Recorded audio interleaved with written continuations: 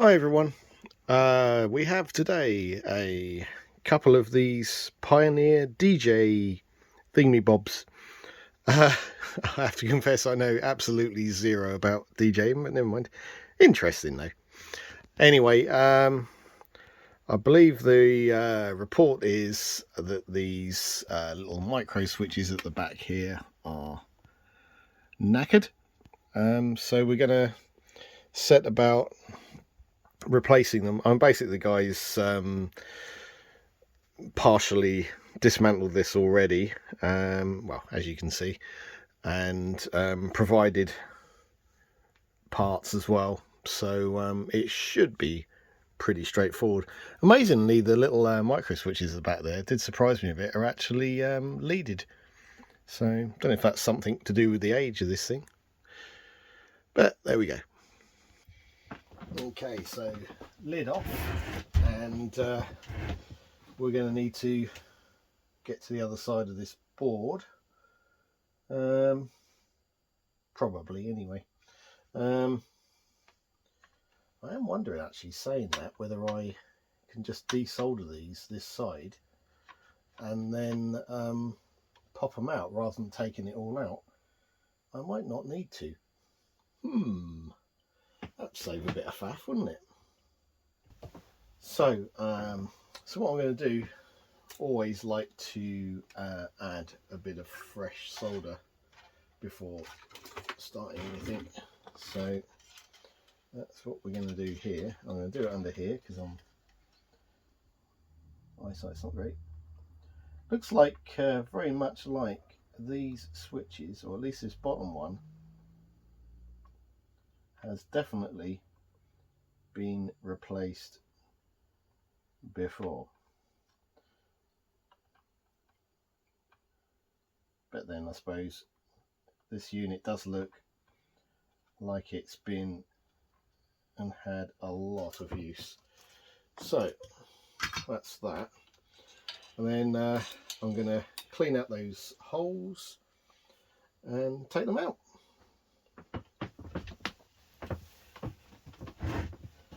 So as I said, I put on some a little bit of flux in there and fresh solder, and wicked it out, and the switches just literally drop out. It's such a, well, I say that actually they had bent one of the legs over on each one, which is mean, but yeah, but essentially they just fall out. They clear so easily. I put one of them back in. When I push them through, I just splay the legs out a little bit and it holds them in place while you're soldering, but I'd never fully bend them over because that's just no need for that at all. So here we have another fresh switch, and I'm going to feed that back through the other side,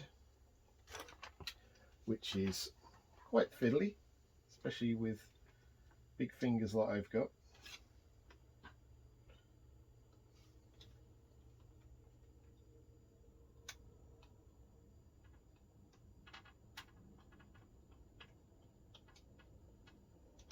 Yeah,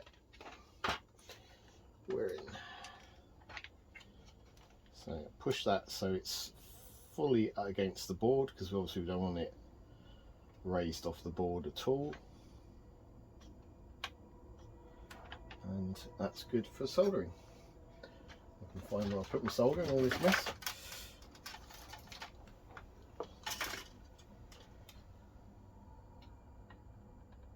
Very quick and easy.